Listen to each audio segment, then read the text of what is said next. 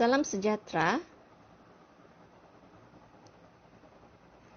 Oke, hari ini kita teruskan lagi dengan subtopik 3.3, penentuan keseimbangan pendapatan negara 3 sektor.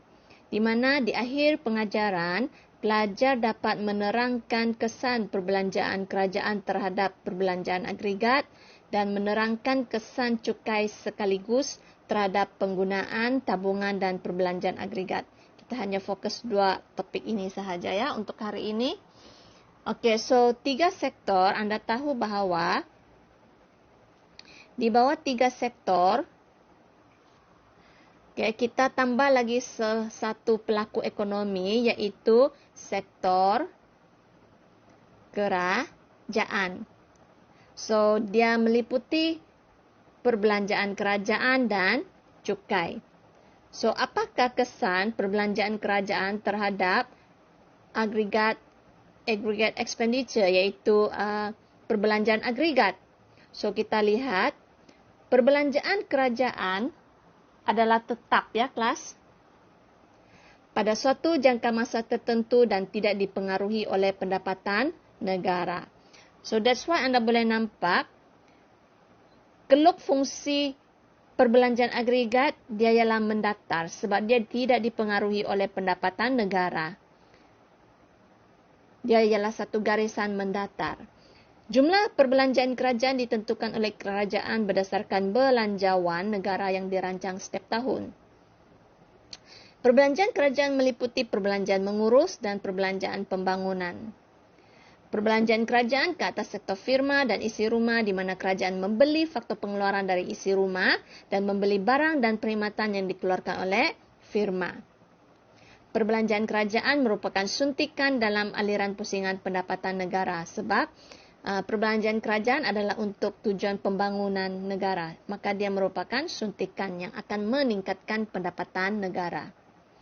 Dan keluk fungsi G adalah anjal sempurna ataupun mendatar, iaitu menunjukkan hubungan perbelanjaan kerajaan dan pendapatan ini tidak dipengaruhi lah antara satu sama lain. Tak kisahlah pendapatan negara macam meningkat pun atau menurun pun, dia tetap dengan G0 dia ataupun G1 dan G2. So, apakah kesan perbelanjaan kerajaan ini terhadap perbelanjaan agregat?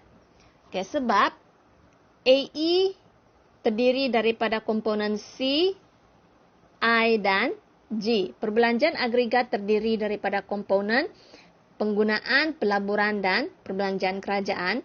Jadi, sebarang pertambahan dalam G akan meningkatkan AE dan sebarang pengurangan dalam G akan menurunkan AE. Contoh, keseimbangan asal adalah pada titik E. Okey, dan pendapatan negara adalah pada Y1. Apabila G ditambahkan peranan kerajaan, keluk AE akan beralih ke atas. Dari AE ke AE1, iaitu AE equal C plus I ke AE1 sama dengan C plus I plus G. So, keseimbangan baru diperolehi di titik E1 dan pendapatan negara meningkat dari Y1 ke Y2. So, kamu boleh nampak hubungan langsung lah. G naik, AE naik, G turun, AE turun. Kenapa? Sebab G adalah salah satu komponen di dalam AE yang memberi kesan secara langsung. Okay, seterusnya ialah kesan cukai sekaligus terhadap C, S dan AE. Apa itu cukai? Cukai merupakan sumbangan wajib daripada sektor swasta dan isi rumah kepada kerajaan dan merupakan hasil kepada kerajaan untuk membiayai perbelanjaan kerajaan lah. Okey, cukai ada dua, cukai langsung dan cukai tak langsung, dan dia terbahagi kepada dua bentuk kadar cukai. Pertama kita panggil sebagai cukai lamsam, cukai tetap, cukai sekaligus, dia maksud yang sama ya. Cukai lamsam, cukai tetap, cukai sekaligus, maksud yang sama. Dan satu lagi cukai berkadar lah. So, apa beza dua jenis cukai ini ialah? Okay, kalau cukai lamsam, cukai sekaligus, iaitu jumlah cukai yang dikenakan sebenarnya adalah tetap pada pelbagai tingkat pendapatan. cukai yang ditetapkan oleh kerajaan ini tidak dipengaruhi oleh pendapatan negara. So, apabila cukai tetap dikenakan, fungsi penggunaan dan tabungan akan beralih ke bawah dengan selari lah. So, apa yang kita belajar seterusnya ini adalah cukai sekaligus. Okey, di mana MPC dan MPS itu tidak akan berubah. That's why keluk akan beralih, keluk bocoran tu akan beralih selari. Tapi berbeza dengan kalau cukai berkadar. Cukai yang hasilnya ditentukan oleh tingkat pendapatan negara mengikut kadar cukai. So, dia memang dependent dengan Y ni. Okey, kadar cukai dia akan ditentukan oleh tingkat pendapatan. So, apabila cukai berkadar dikenakan, fungsi penggunaan dan tabungan akan beralih ke bawah secara tidak selari. So, bermaksud, cukai berkadar akan memberi kesan kepada nilai MPC lah. Maksudnya, MPC ataupun kecerunan keluk itu akan berubah. So, dia tidak selari lah. Okey, so untuk makluman yang kita belajar adalah cukai sekaligus. Cukai berkadar ni cuma kita perlu faham dia punya maksud sahaja. Okey, so apakah kesan cukai sekaligus? Pertama, terhadap penggunaan.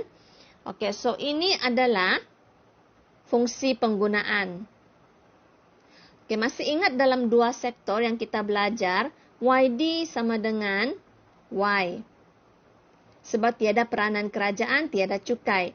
Tapi sebenarnya, YD ini memang sentiasa merujuk Y tolak T. Cuma sebab dalam dua sektor tiada kerajaan, so tolak T ini dia tolak kosong. So, telah diabaikan. Maka dalam dua sektor, kita terus kata YD equal to Y. Kamu mau tulis dalam sebutan Y ke YD, dia tak memberi kesan. Sebab dia sama. Tapi dalam tiga sektor, anda letak YD atau Y, dia memberi maksud yang berbeza. Okey, C ini sama dengan 100 tambah 0.5 YD, kita panggil dia sebagai fungsi penggunaan sebelum cukai. Tetapi apabila kita ambil kira cukai 20 ni ke dalam fungsi, contohnya, YD ini kita wajib kembangkan dia jadi Y tolak T. Kenapa? Sebab ini tiga sektor. YD equal to Y minus T. YD equal to Y minus T. So, kita wajib kembangkan. Kenapa kita kembangkan? Sebab T ini kita akan masukkan nilai seperti yang diberikan dalam soalan lah. Kita akan masukkan nilai 20 dan kita akan selesaikan dia secara matematik. So, apabila 0.5 ni kita darab 20, so kita dapat negatif 10. Tolak sini 10.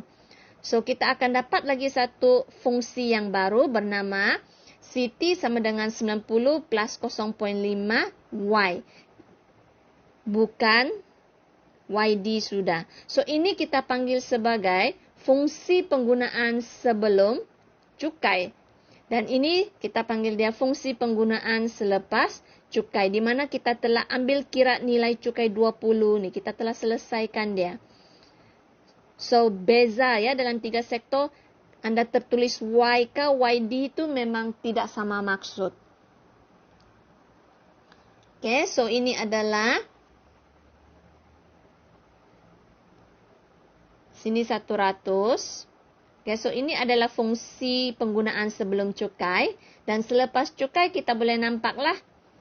Okay, fungsi penggunaan telah beralih ke bawah. Sebab 90. Kan, nombor dia kecil. So, dia beralih ke bawah. So, maksudnya, fungsi selepas cukai sekaligus dikenakan, penggunaan otonomi iaitu A ini akan berkurang dan fungsi C akan beralih ke bawah secara selari. Boleh faham? Dan kesan kepada AI juga adalah seperti raja yang sama. Kenapa? Nanti Madam terangkanlah.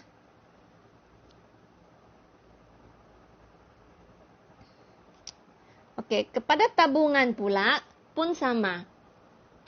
Okey, sebab ini ialah yang diberi untuk penggunaan. So, maksudnya S kita tambah satu negatif di sini.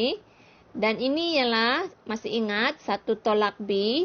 So, 1 tolak 0,5, so 0,5 YD. So, inilah macam mana wujudnya S sama dengan negatif 100 tambah 0,5 YD ya. So, jangan lupa dalam 3 sektor, YD ialah equal Y minus T. So, we have to substitute nilai cukai yang telah diberikan 20. So, apabila 0,5 darab 20 ialah 10. So, kita dapat negatif 110 tambah 0,5 Y. Bukan YD sudah. Siapa yang tertulis D di sini, so dia akan jadi salah lah.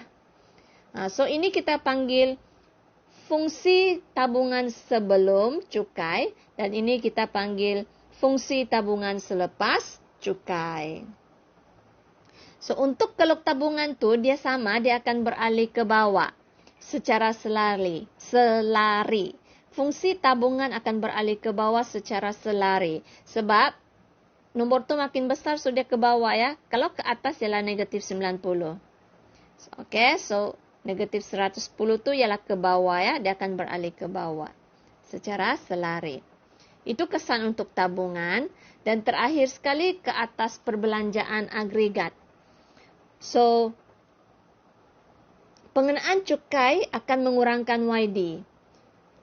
Okay, so maksudnya cukai ni naik, YD akan turun. Ialah cukai dikenakan kepada pendapatan isi rumah. So maksudnya pendapatan yang boleh digunakan, yang boleh dibelanjakan oleh isi rumah akan semakin berkurang sebab cukai telah dikenakan. So, kalau pendapatan yang boleh digunakan berkurang, YD turun, maksudnya yang boleh dibelanjakan pun akan berkurang. So, C adalah salah satu komponen di bawah AE, so AE pun akan berkurang. So, jangan lupa konsep ini. T naik, YD jatuh, C jatuh, AE jatuh. Jadi, boleh nampak ya bagaimana cukai dengan AE ini ataupun Y ini berhubungan songsang. Cukai naik, pendapatan boleh guna akan turun. Boleh ingat tu? So, tadi kita sudah belajar kan, C akan beralih ke bawah. So, C ini adalah salah satu komponen di bawah AE. So, AE akan beralih ke bawah jugalah, AE 0 ke AE 1. Di mana kita boleh nampak nilai MPC tu atau kecerunan keluk itu memang tidak akan berubahlah di bawah cukai sekaligus atau cukai lamsam ni. Okay, so itu sahaja. Okay, mungkin kamu mau minta Madam tunjukkan ni. Okay, bentukan fungsi selepas cukai. Fungsi C selepas cukai. So, maksudnya dia minta anda C sama dengan 9,000 tambah 0,5 YD. So, C sama dengan 9,000 tambah 0,5 Y tolak T 5,000 lah. So, boleh selesaikan. Iaitu 9,000 tambah 0,5 Y tolak 25. 0,5. Berapa kosong ada? 250? Ya kah? Coba kita lihat ya.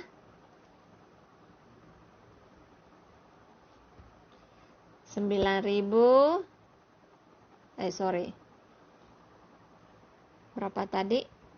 5,000 darab 0,5. 2,500. Oke. So, maksudnya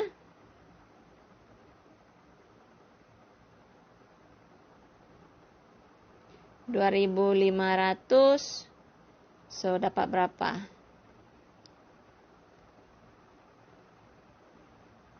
So, inilah Siti sama dengan 6,500 tambah 0,5 Y. So, nampaklah penggunaan otonomi dia menurun. Tapi kecerunan dia tetap 0,5. So, kalau untuk S pula, so dia automatic S sama dengan negatif 9,000. So, S 0,5 Y tolak 5.000. Tambah 0,5 Y tolak. So, dapat berapa?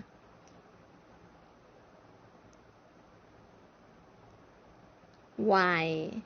So, fungsi tabungan selepas cukai ialah negatif 11500 tambah 0,5 Y.